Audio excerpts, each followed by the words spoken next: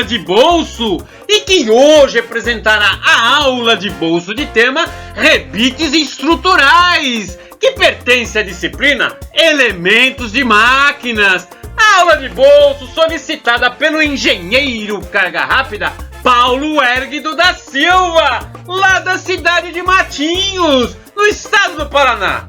Mas antes de começar, verifique aqui embaixo se você é um engenheiro carga rápida, confirmando se você está inscrito no canal Engenharia Carga Rápida. E não se esqueça de deixar o seu joinha, pois afinal de contas, é o seu joinha que me deixa feliz. E é o seu joinha que é o mais prazeroso. E agora então, vamos à aula de bolso.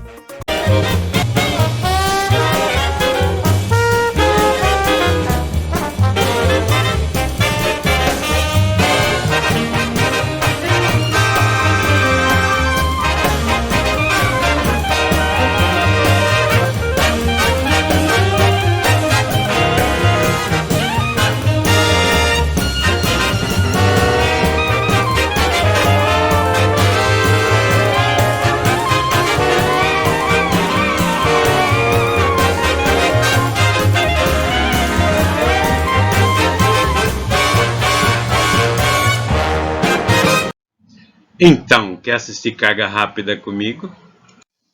Só se eu puder dar joinha e me inscrever no canal, Batman. Senão, não quero. O Engenharia Carga Rápida Aula de Bolso é prazeroso! E apresenta aulas que podem ser assistidas pelo seu celular quando e onde você quiser. Os temas abordados nas aulas de bolso correspondem aos planos de ensino das faculdades de engenharia. Solicite o seu tema de aula de bolso através do e-mail profa.valeria.moreno@gmail.com ou solicite o seu tema de aula de bolso via gravação pelo WhatsApp através do número 013 99745 1238. A aula de bolso desta semana tem o tema Rebites Estruturais e pertence à disciplina Elementos de Máquinas. A aula de bolso solicitada pelo engenheiro carga rápida Paulo Érguido da Silva, lá da cidade de Matinhos, no estado do Paraná. Mas antes de começar, deixe seu comentário. Eu gostei, eu curti e é prazeroso! E não se esqueça de se inscrever no canal Engenharia Carga Rápida. Lembrando, o Engenharia Carga Rápida, a aula de bolso, é disponibilizado todas as sextas-feiras, com aulas de bolso novas.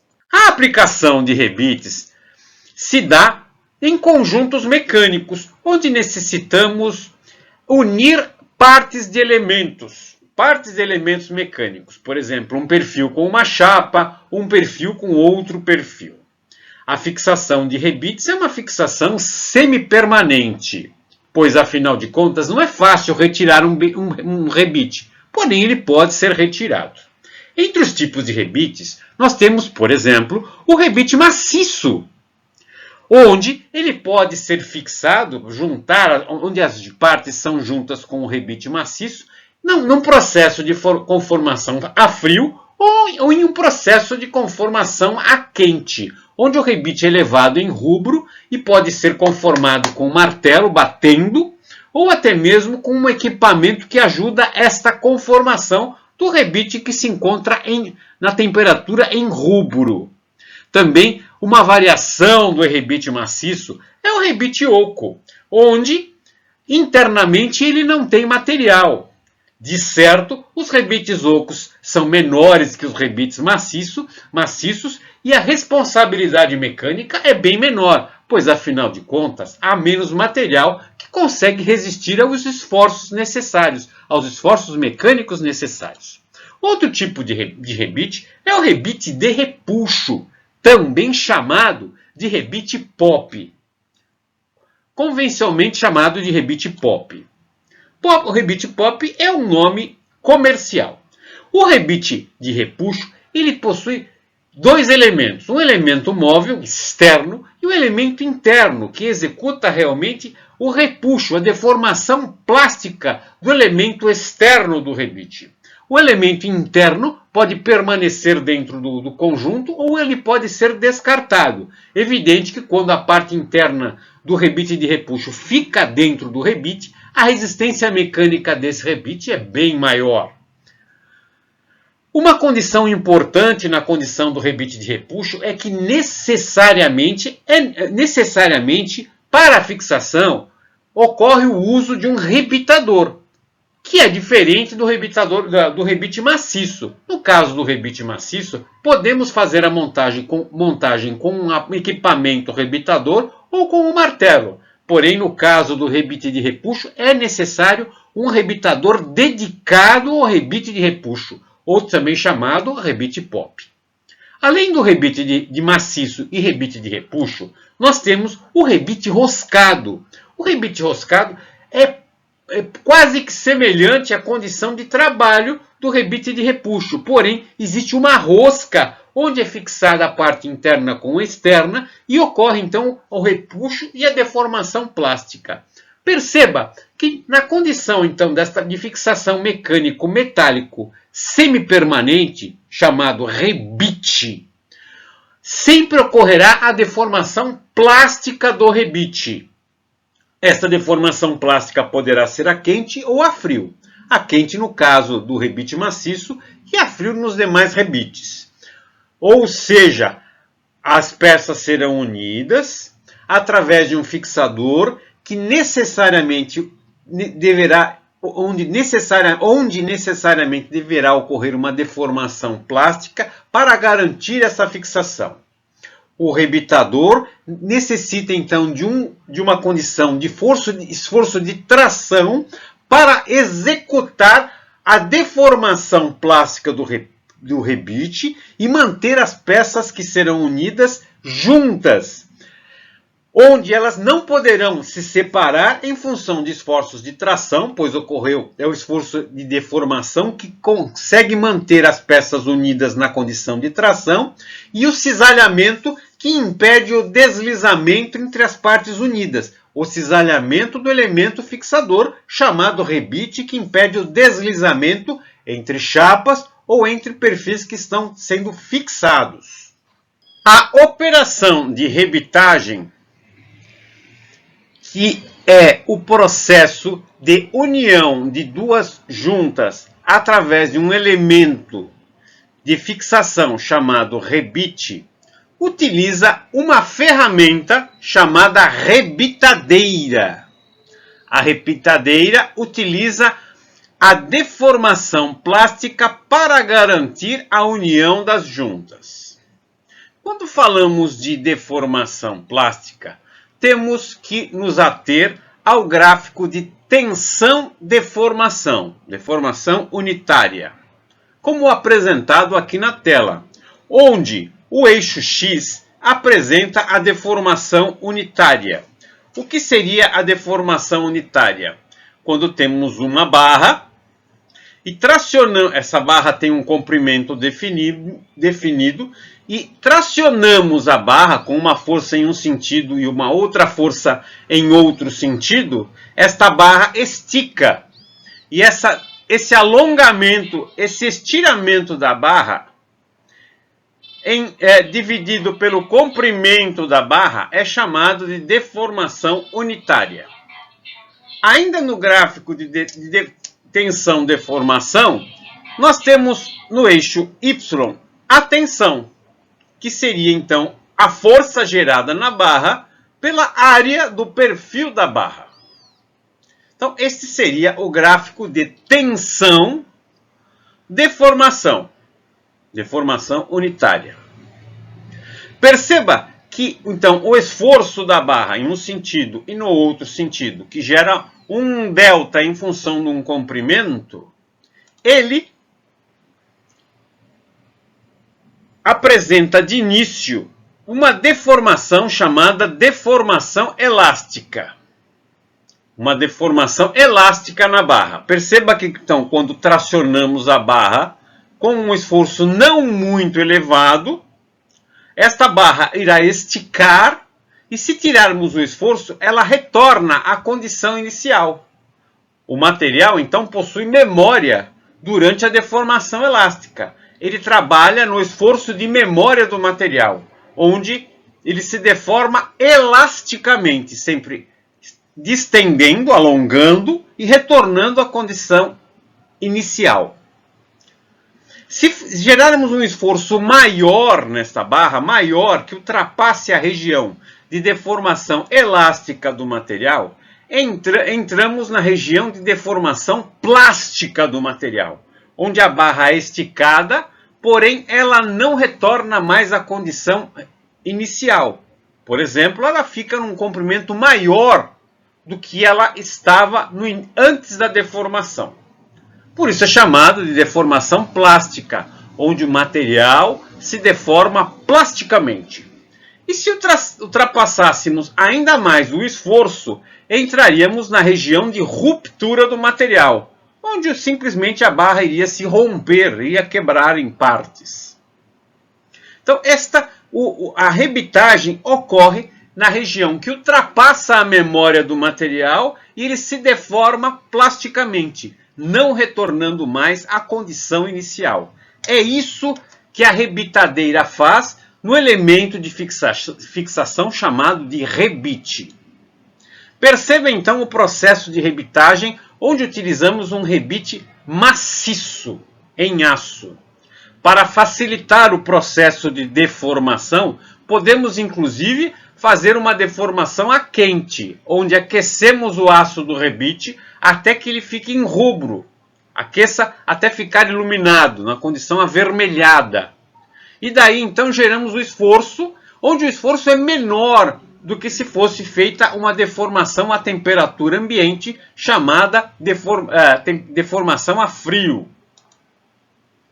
Um dos processos utilizados na rebitagem de rebites maciço é a martelagem, onde utilizamos um martelo para realmente garantir o amassamento, a rebitagem do rebite maciço, até que essa conformação plástica garanta a união da junta que desejamos.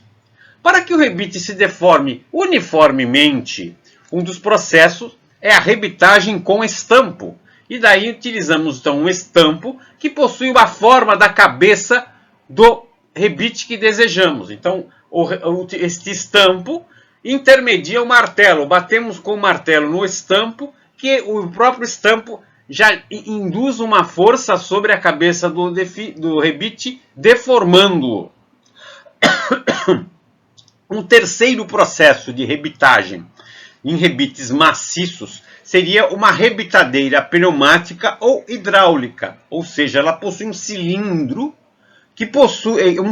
acionado por ar, sistema pneumático, ou por óleo, sistema óleo hidráulico. Então, esta pressão agindo no cilindro geraria então o esforço de rebitagem do rebite, a deformação plástica no rebite. Se pensarmos em uma rebitadeira para rebites pop,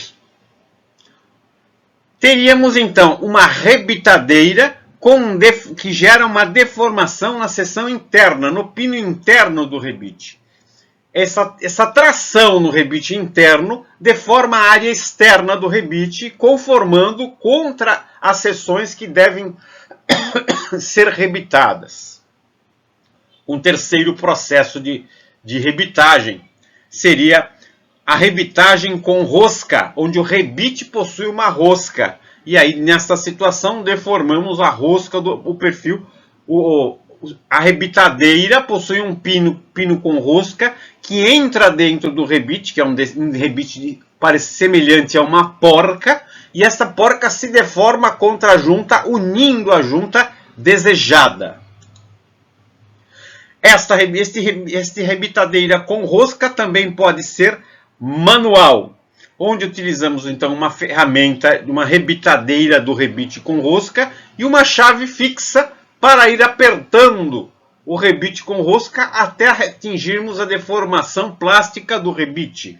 Poderia ser também utilizada então uma parafusadeira elétrica para esse trabalho, agilizando o processo de rebitagem de rebites com rosca. Na engenharia, Rebites estruturais são os rebites com maior resistência mecânica. Entre os rebites estruturais, temos o rebite maciço. A característica do rebite maciço, então, é ele ser inteiro, ter todo o núcleo em aço liga. Por exemplo, se olharmos a nossa tabela, que apresenta tensões admissíveis em quilograma-força por centímetro quadrado, lembrando, tensão admissível já leva o coeficiente de segurança. Então, é a tensão que podemos aplicar diretamente no projeto. Se olharmos esta tabela, perceberemos que os rebites estruturais fabricados em aço ST44 apresentam uma tensão de cisalhamento de 1.680 kgfm por centímetro quadrado. Isso então é uma característica de uma grande capacidade de resistência ao cisalhamento. Afinal de contas, quando temos uma junta, dois elementos que compõem uma junta, eles irão trabalhar na condição, o rebite irá trabalhar na condição de cisalhamento para impedir que a junta escorregue. Outro tipo de rebite estrutural com elevada resistência mecânica são alguns tipos de rebites de repuxo. Nem todos, afinal, nem todos os rebites de repuxo são estruturais. Os famosos rebites de repuxo, também chamados de rebite pop, podem ser, por exemplo, rebites não estruturais, pois, neste caso, durante a conformação, o processo da deformação plástica quando o elemento de repuxo puxa a estrutura externa do rebite, esse elemento de repuxo interno se quebra e ele sai, ele é desprendido junto com a rebitadeira. E internamente do rebite, ele fica sem o núcleo. E daí ele não consegue ter uma grande resistência ao cisalhamento. Já os rebites de repuxo estruturais, eles apresentam uma característica distinta, pois no ato da condição de rebitar, onde o núcleo, a parte interna do rebite, quando começa a repuxar o lado externo e praticar a deformação plástica, ele não se rompe, ele irá se romper só fora do rebite. Então o núcleo que repuxou a parte externa do rebite permanece dentro do rebite e desta forma ele tem uma grande resistência mecânica. Vamos então comparar um rebite maciço com um rebite de repuxo estrutural. Se olharmos a nossa tabela, lembrando, tensão de cisalhamento é a condição da força cortante, força tangencial cortante, pela área do núcleo do rebite. Se pegarmos então um rebite que utilizamos estruturalmente, por exemplo, um rebite de diâmetro de 6 milímetros, que atuará então em uma área que comporá uma área de cisalhamento. Se esse rebite for submetido a uma força, conseguir garantir uma força de cisalhamento de 520 kgfm, isso nos dará uma tensão de cisalhamento de 1.839 kgfm por centímetro quadrado. Se compararmos agora com o rebite acima, com o rebite maciço, que também garante uma força de 1.680, perceberemos que alguns rebites de repuxo estruturais conseguem garantir uma tensão de cisalhamento até maior que os rebites maciço estruturais. Portanto, não é porque é um rebite pop que podemos descartar, pois existem rebite pop, rebite de repuxo estruturais, onde o núcleo permanece dentro do rebite. E desta maneira, alguns rebites de repuxo conseguem garantir tensões de cisalhamento elevadíssimas. Agora vamos ao nosso desafio carga rápida, que irá abordar dimensionamento de rebites. O nosso desafio, então, será dimensionar o diâmetro dos rebites que suportam uma carga P de 2 toneladas força do croquis da figura. onde temos uma espessura de perfil de 6 milímetros, espessura de perfil U, e uma chapa de 1/4 de polegada. E utilizaremos o rebite maciço. Dados, a estrutura terá um carregamento estático. A chapa e o perfil U são de aço ASTM A36. A espessura da chapa, então, que é de 1/4 de polegada, será igual a 6,35 milímetros. E os rebites são de aço ST52, que conforme a tabela que vimos, para o rebite em aço ST52 tem uma tensão de cisalhamento admissível de 16 kgfm por milímetro quadrado. Vamos então à resolução deste nosso desafio carga rápida de dimensionamento de rebites. Iniciaremos a resolução do nosso desafio carga rápida com a determinação do momento no centroide. Lembrando, momento é uma relação entre força vezes distância. Aqui vale salientar que existe uma diferença, pois afinal energia também é uma relação de força vezes distância. Porém, a diferença entre energia e momento está no sentido e na direção da força.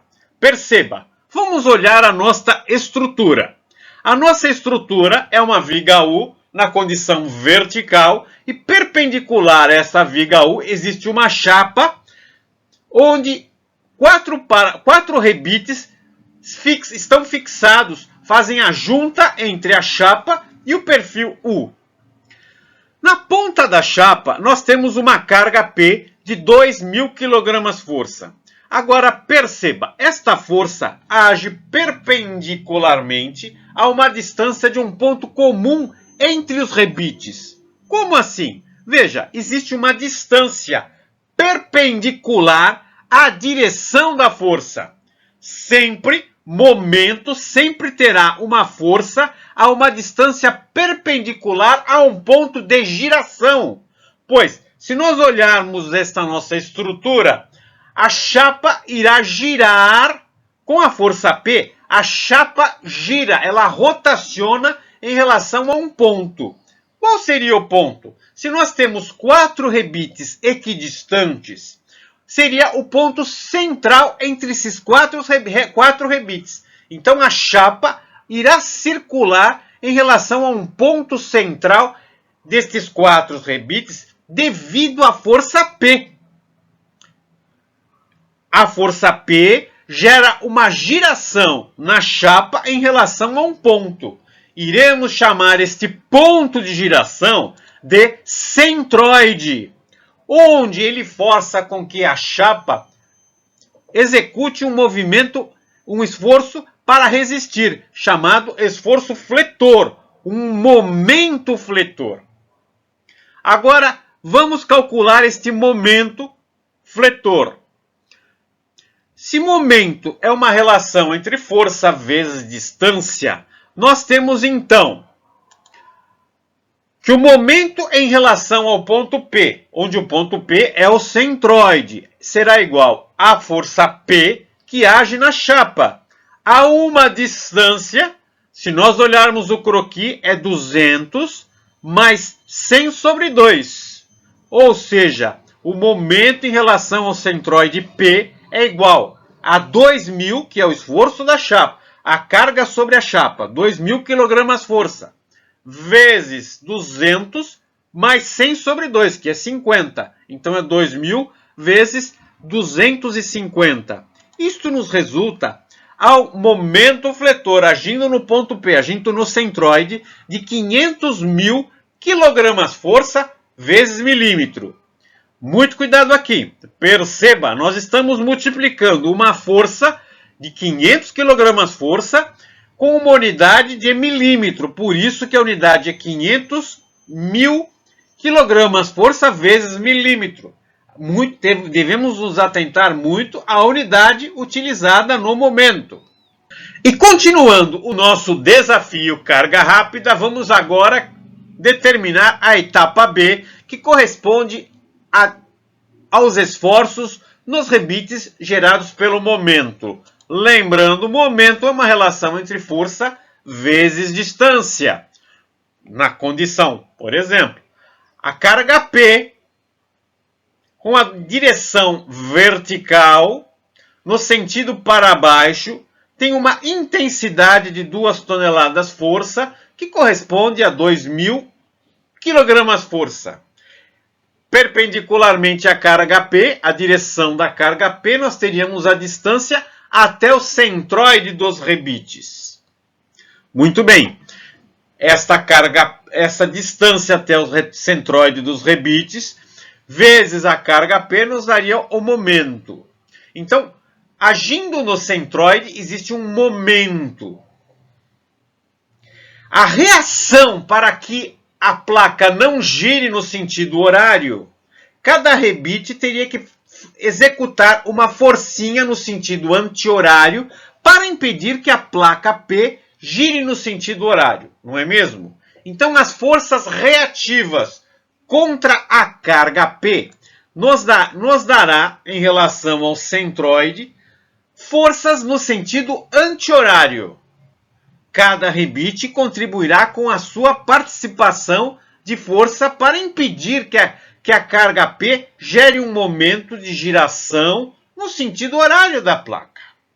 Então, para anular este momento, por isso, as forças reativas estão em vermelho e as forças ativas estão em azul. A força ativa P provoca um movimento de giração no sentido horário da placa. E o rebite gera cada rebite gera uma pequena força, onde a somatória irá anular o momento de giração da carga P, provocado pela carga P. Se nós analisarmos, por exemplo, o rebite D, a força daquele rebite D que faz, juntamente com os demais rebites, que impede que a placa gire no sentido horário, ela seria então chamada força do rebite D gerada pelo momento, onde as projeções desta força, tanto vertical como horizontal, poderiam ser chamadas de força horizontal do rebite D gerada pelo momento e força vertical no rebite D gerada pelo momento. Existiria um ângulo ali. Vamos chamar este ângulo alfa. Mas quanto seria alfa?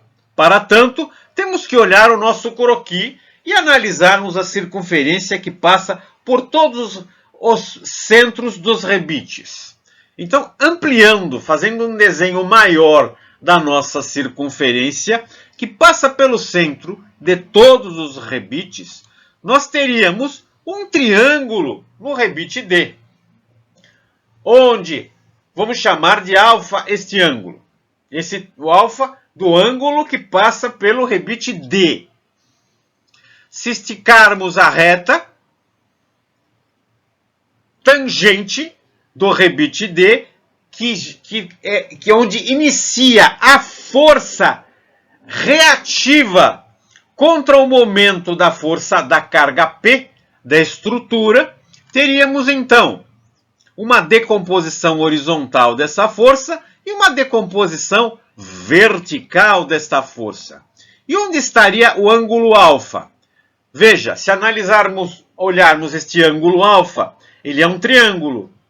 Do outro lado, do lado direito do nosso desenho, nós temos outro triângulo. Veja esta reta que passa entre os dois triângulos. Ela soma 180 graus. Um dos ângulos é 90. 90 menos alfa, o outro ângulo seria beta, logo o ângulo alfa seria o cateto oposto. E daí então, saberíamos então que ali é realmente o ângulo alfa. Agora, podemos desenhar aqui ao lado, então, a força D, a projeção horizontal, repetindo, a força horizontal do rebite D gerada pelo momento e a força vertical do rebite D gerada pelo momento e o ângulo alfa. Vamos avaliar mais este triângulo. Perceba, Se nós temos essa distância de 100, 100 sobre 2 é 50. Então temos uma das distâncias do triângulo alfa. Olhando o nosso croquis, 150, então temos a metade de 150, 75, temos o outro cateto do nosso triângulo. Já estamos, então, clareando a nossa visão sobre este triângulo. Um cateto é 75 e o outro cateto é 50.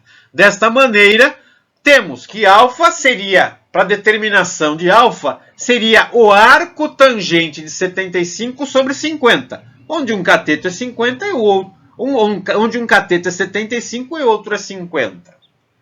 Agora, o que seria mesmo o arco tangente? Perceba, tangente é cateto oposto sobre cateto adjacente. Cateto oposto é o 75, cateto adjacente é 50. Arco tangente é o ângulo que gera a relação entre esses dois catetos, 75 e 50, e que nos dará então um ângulo alfa de 56,31 graus. Então já temos o ângulo alfa. Avaliando ainda mais, vamos olhar, por exemplo, um outro rebite, o rebite B. Será que ali seria realmente ângulo alfa?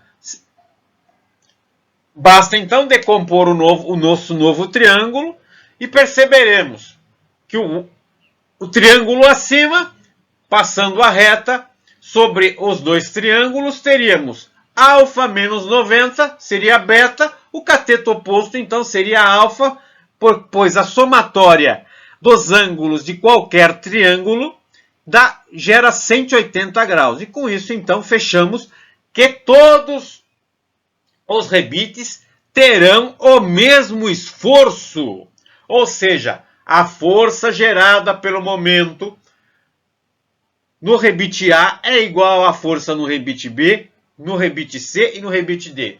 Aí você me pergunta, sempre será assim nos cálculos? Não! Não será assim sempre nos cálculos. Só será se tivermos equidistância entre os rebites. Se fossem 6 rebites, isso não daria certo. Se fossem 8 rebites, não daria certo. Teríamos que procurar outros tipos de cálculo impondo triângulos. Para a condição de geometria de 4 rebites, formando um retângulo, um quadrado, então conseguimos ter um centro em comum. E aí temos equidistância entre os triângulos. Nesta condição, a força dos rebites, as forças nos rebites geradas apenas pelo momento é igual. Força gerada apenas pelo momento é igual. E com isso, então, se olharmos seno alfa, quanto é? Seno o que é? Cateto oposto sobre hipotenusa. Quem é cateto oposto? FVD. Quem é hipotenusa? FD. Então, FVD dividido por FD. E com isso, nós temos que FVDM é igual a FD vezes seno alfa. E vamos continuar. Cosseno alfa. Cosseno alfa é cateto oposto, é cateto adjacente sobre hipotenusa. Se cosseno é cateto adjacente sobre hipotenusa, então seria FHD sobre FD. Isso nos dá que FHD é igual a FD vezes cosseno alfa. E com isso, sabemos então quais são os esforços verticais e horizontais em cada rebite. E continuando o nosso desafio carga rápida, a resolução do nosso desafio carga rápida, iremos determinar os esforços nos rebites gerados pelo momento. Afinal de contas, cada rebite gera um esforço reativo contra o momento da carga gerado pela carga P de 2 toneladas força. Agindo. Se olharmos então os 4 rebites, cada rebite terá um esforço, uma contribuição de um esforço reativo, impedindo que a placa gire no sentido horário. Afinal, a carga P tenta girar a placa no sentido horário. Ou se olharmos o nosso croquisinho, então, a circunferência que passa pelo centro dos 4 rebites. Vamos ampliar e fazer um desenho maior. É sempre interessante fazermos um desenho maior. esta circunferência no rebite D nos traça um triângulo. Sabemos que esse triângulo, pelo próprio desenho, pelas distâncias entre os rebites, que esse triângulo tem um cateto 75, um outro cateto 50 e que o ângulo alfa, como já calculamos, deu 56,31 graus. Pela trigonometria, seno de alfa é igual a cateto oposto por hipotenusa, onde então seno de alfa, sabemos quanto é alfa. Alfa é 53,31. Sabemos o cateto oposto, pelo próprio croquis, que é 75. Só falta determinar o raio que determina uma circunferência que passa pelo centro de todos os rebites. E este raio, então, é igual a 90,14 milímetros. Sabemos também que a força gerada, a força reativa, que impede que o momento no ponto P faça a giração da chapa, é igual em todos os rebites. E que o momento gerado pela carga P é de 500.000 kgfm vezes milímetro. Ora, se o momento em P é força vezes a distância, e temos 4 rebites, então o momento em P reativo é igual a 4, por que 4? Porque são 4 rebites que geram uma forcinha que vamos chamar de força do rebite para impedir que a placa faça a giração pelo momento. Por isso que é força rebite M, reativo de M. Por que 4, então? Porque são 4 rebites. Vezes o raio, porque esse momentozinho gerado pelos rebites gera uma circunferência neste pequeno raio. O raio que passa pelo centro de cada rebite.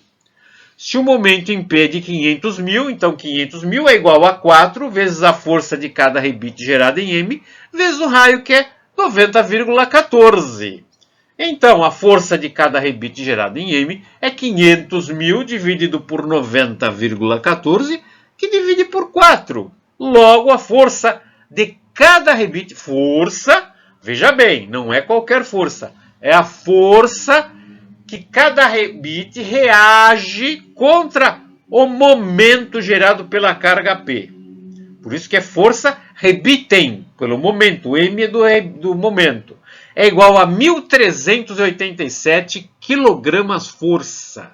Vamos agora determinar quais são os esforços verticais nos rebites gerados pela força-peso, a carga P, ou seja, uma condição vertical de esforços agindo na estrutura.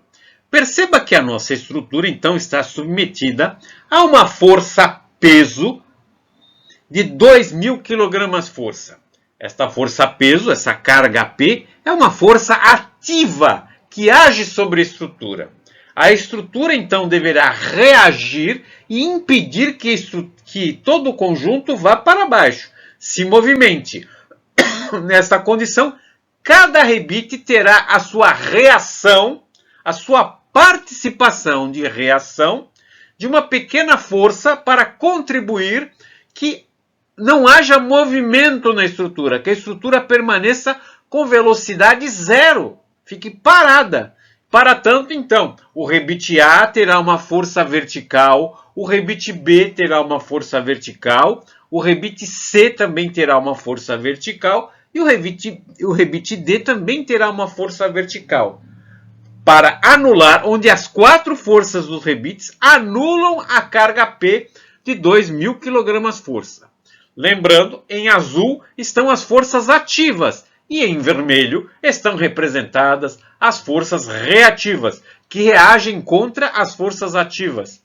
Ou seja, aqui no nosso desenho, as forças ativas têm um sentido para baixo e as reativas necessariamente deverão ter seu sentido para cima. Como temos 4 rebites, as forças verticais pela força-peso serão força no rebite A, força vertical no rebite A em relação à força-peso, força no rebite A força vertical no rebite B em relação à força-peso, força vertical no rebite B em relação a peso e para a D também. Todas elas somadas têm que anular a carga P. Então a força de cada rebite será dividido por 4. 4 a carga P. Logo, teremos então, se a carga P é de 2.000 kg força, 2.000 dividido por 4 nos dá um valor de cada rebite correspondente à força vertical de cada rebite pela carga P de 500 kg força. E a próxima etapa da resolução do desafio carga rápida será a determinação das forças verticais e forças horizontais. Determinação numérica. Lembrando, nós já calculamos no item D, já determinamos no item B, que o momento gera forças nos rebites e que as forças, pela equidistância entre o centroide, as forças que agem no rebite, pela configuração destes rebites, as forças são iguais. E também determinamos a relação trigonométrica de distanciamento entre os rebites. Com isso, nós estabelecemos que a força do rebite gerada pelo momento foi de 1.387 kg-força. Calculamos isso no item B. E também determinamos a equação, conseguimos determinar a equação das forças verticais geradas pelo momento no rebite, que é força do rebite gerada pelo momento vezes seno, e as forças horizontais também determinamos, que é força do rebite vezes cosseno. E o ângulo do rebite também foi verificado, foi já calculado, que é de 56,31 graus. Daí agora, então, é executar o cálculo. Se nós pegarmos a equação 2, força horizontal do rebite vezes a força do rebite. Bom, a força do rebite é de 1.387 vezes cosseno de 56,31 graus. Isso nos dá 769,4 kg-força. Por que a unidade está em kg-força? Porque entramos com a força do rebite gerada pelo momento em kg-força. E substituindo então agora para cálculo da força vertical, pegando a equação 1, temos que a força vertical do rebite pelo momento é de 1.387, que é a força inclinada que age no rebite, vezes o seno de 56,31, que nos dá um valor de 960,2 kg-força. E nessa continuação do desafio carga rápida, nesta etapa, iremos determinar o rebite mais solicitado. Para tanto, faremos a somatória das forças verticais e a somatória das forças horizontais. Afinal de contas, nós sabemos que todo conjunto de elementos, viga U, chapa e rebites, não podem se mover. E a somatória deve ser zero, não é mesmo? A somatória das forças verticais deve ser zero, a somatória das forças horizontais deve ser zero. Para que todo o conjunto não se mova. Vamos começar analisando a força ativa. Temos como força ativa a carga P, de 2.000 kg-força. E o que reage contra esta carga ativa para neutralizar, para dar uma somatória zero? Bem, as forças reativas são os rebites A, B, C e D. Não é mesmo? Cada rebite tem o seu componente de força gerado pelo momento, o momento reativo, que já calculamos, e tem também as forças verticais para cima. Afinal, se a carga P é para baixo, nós temos a carga ativa P é para baixo, a força reativa do rebite contra a carga P deve estar com sentido para cima.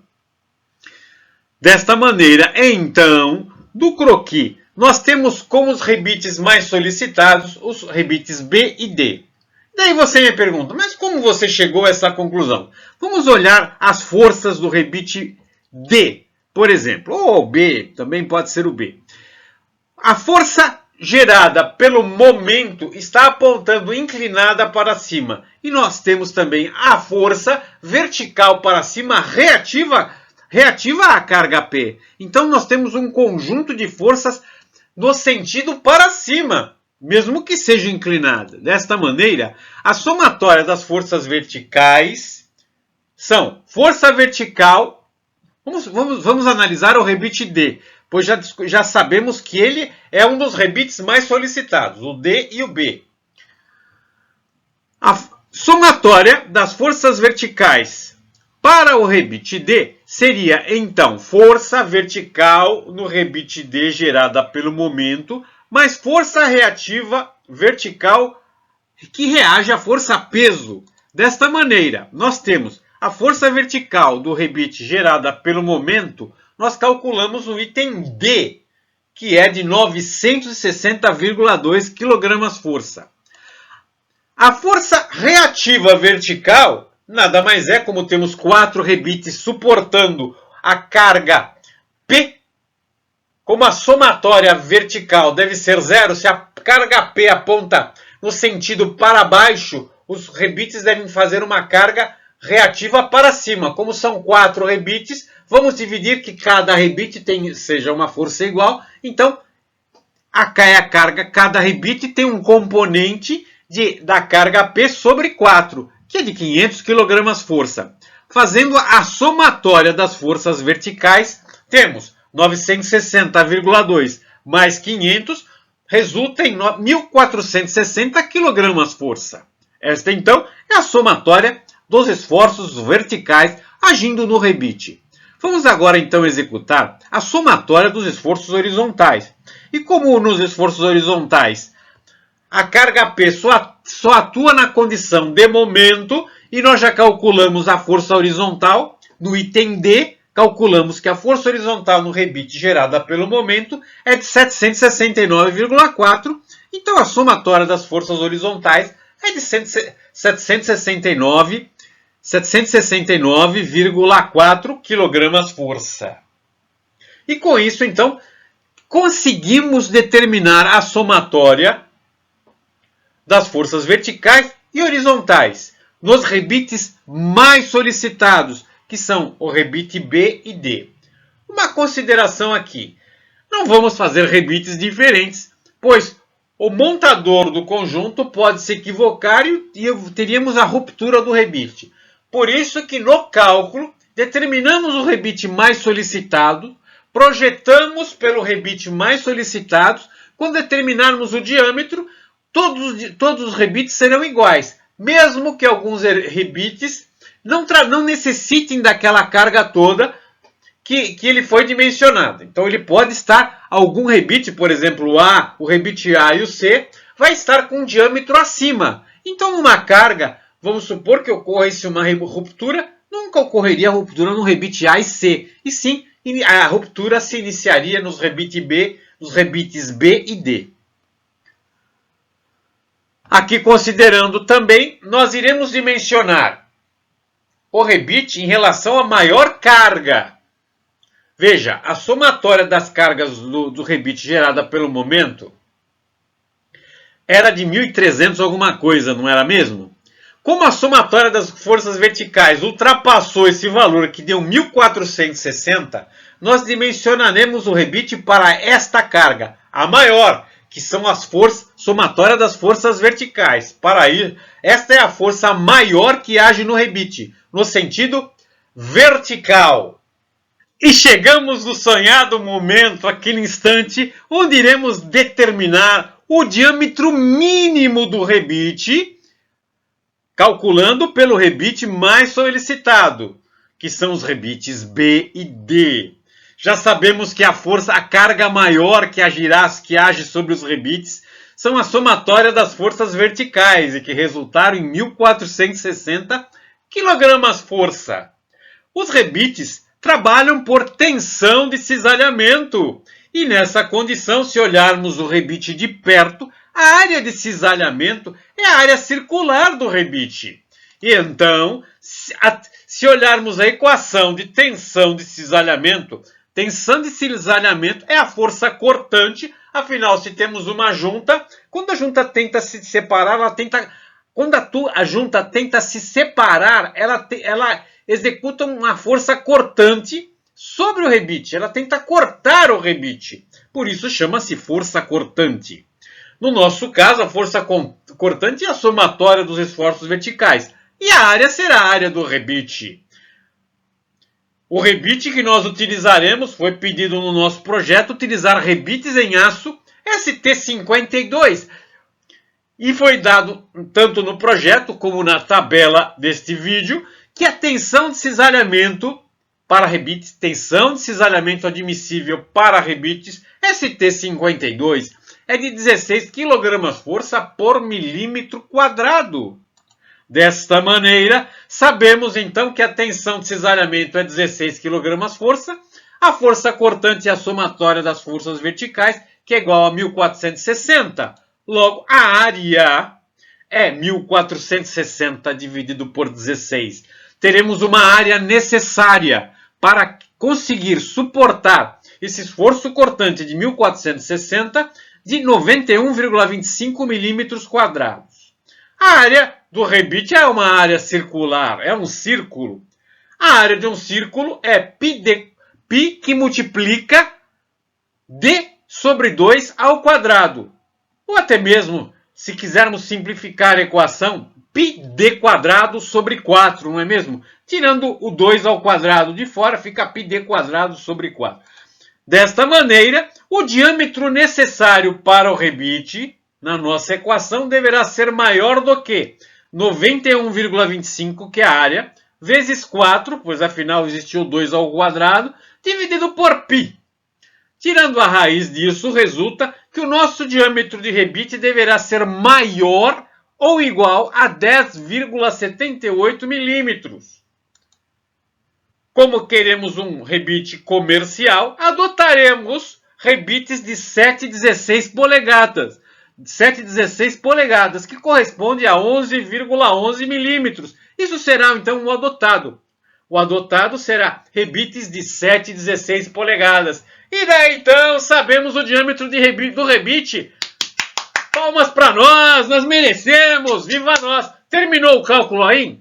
Não, provavelmente não. Pois afinal, nos dá uma angústia no coração, nosso coração fica angustiado, fica corroendo o nosso coração, com a dúvida se a chapa será esmagada. Afinal, quando a chapa recebe a carga P, ela pode se esmagar. Então vamos verificar se a chapa irá ter esmagamento logo no contato do diâmetro do rebite.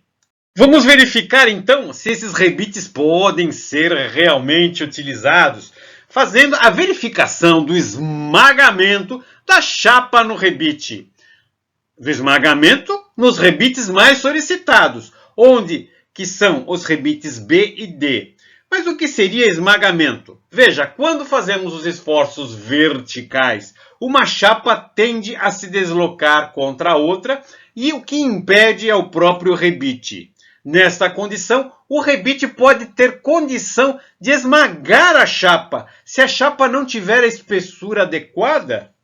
Para tanto, nunca a chapa deverá ultrapassar, nunca o rebite deverá ultrapassar a tensão de deformação desta chapa. Como assim deformação? Vamos olhar o gráfico tensão-deformação. Nós temos uma região que é chamada região elástica, onde então essa chapa se deforma, mas ela mantém a memória, ela retorna. Então, quando ocorre a carga, a chapa se deforma elasticamente. Quando a carga sai, a chapa volta novamente para onde estava. Mas se o esforço for muito elevado e ultrapassar a tensão da região elástica, a zona elástica da chapa, ela entrará numa região plástica, onde o material perde a memória. Ou seja, ocorre a carga, a chapa começa a se deformar elasticamente, ultrapassa a região elástica, se deforma plasticamente e não volta mais. Podemos tirar a carga, que a chapa continua deformada. Vamos verificar se não é este o caso de trabalhar numa deformação plástica. Para tanto, a região que iremos calcular envolve o diâmetro do rebite e a espessura da chapa, pois onde ocorrerá o esmagamento é realmente na relação da chapa em contato com o rebite, que é o diâmetro do rebite e a espessura da chapa, onde a chapa encosta no rebite.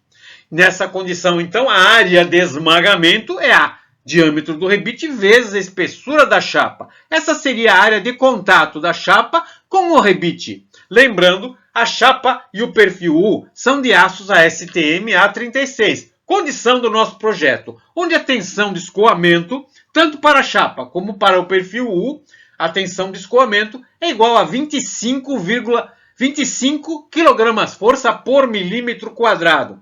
Por que escoamento? Porque a região elástica vai até a tensão de escoamento. Não podemos nunca dimensionar para algo que queremos que tenha memória, algo que ultrapasse a tensão de escoamento, pois após a tensão de escoamento é a região plástica do material.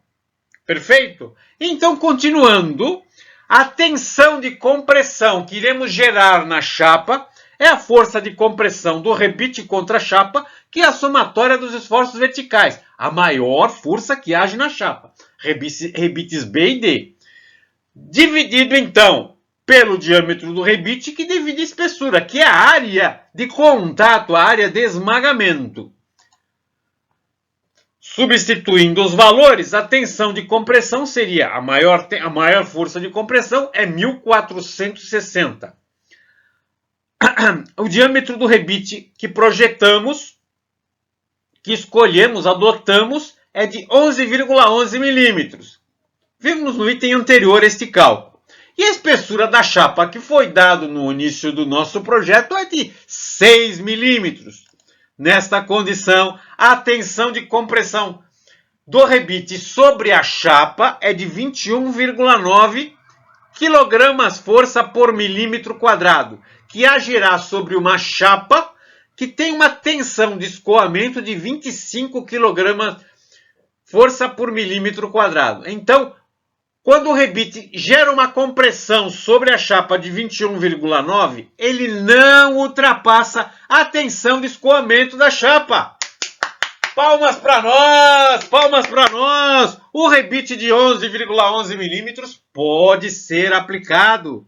Então, confirmamos o nosso projeto, está confirmado. Não haverá o esmagamento da chapa. Palmas para nós, terminamos o nosso projeto. Então, complemente o seu conhecimento através das seguintes normas, bibliografia e vídeos relacionados. Fundamentos de elementos de máquinas, transmissões, fixações e amortecimentos do Melconian. Projeto de máquinas, uma abordagem do Norton.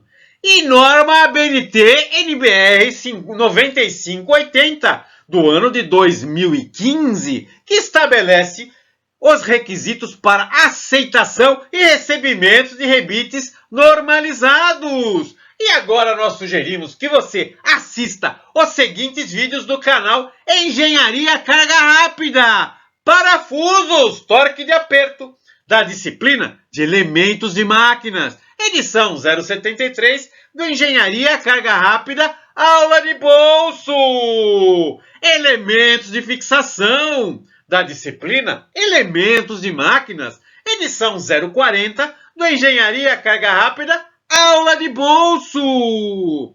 Insertos de alta resistência, edição 007 do Engenharia Carga Rápida Tech. E o Engenharia Aula de Bolso fica por aqui, e que hoje apresentou a aula de bolso de tema Rebites Estruturais, da disciplina Elementos de Máquinas. A aula de bolso solicitada pelo nosso engenheiro Carga Rápida, Paulo Erguido da Silva, lá de Matinhos, do estado do Paraná.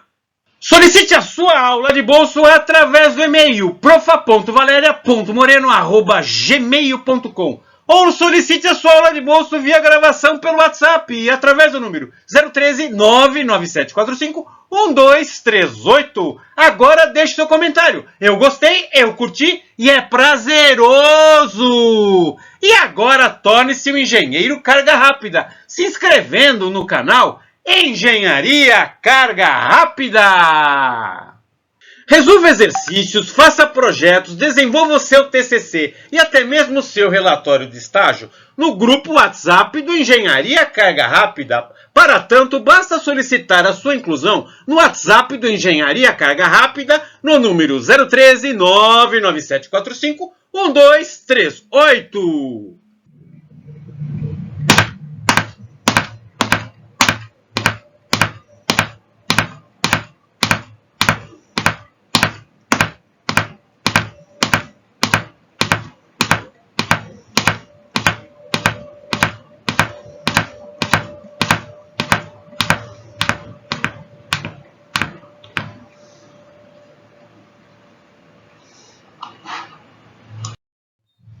Quero dar 2 joinhas. Engenheiro Carga Rápida Paulo Erguido da Silva. Eu espero que esta aula de bolso com o tema rebites estruturais da disciplina Elementos de Máquinas tenha correspondido todas as suas expectativas. Mas agora, engenheiro Carga Rápida, agora vem a pergunta Carga Rápida. Existe alguma coisa mais prazerosa que o Engenharia Carga Rápida aula de bolso? Desconheço. Siga a Engenharia Carga Rápida no Facebook. Siga a Engenharia Carga Rápida no Twitter. E não se esqueça de seguir a professora Valéria Moreno, Euzinha, no Instagram. Porque agora, engenheiro Carga Rápida, enquanto você procura aqui embaixo os demais de 500 vídeos do maior canal de engenharia do Brasil, o canal Engenharia Carga Rápida, Euzinha, vou verificar qual é o próximo tema de vídeo que foi solicitado. Então, eu já vou. O Carga Rápida é mesmo prazeroso!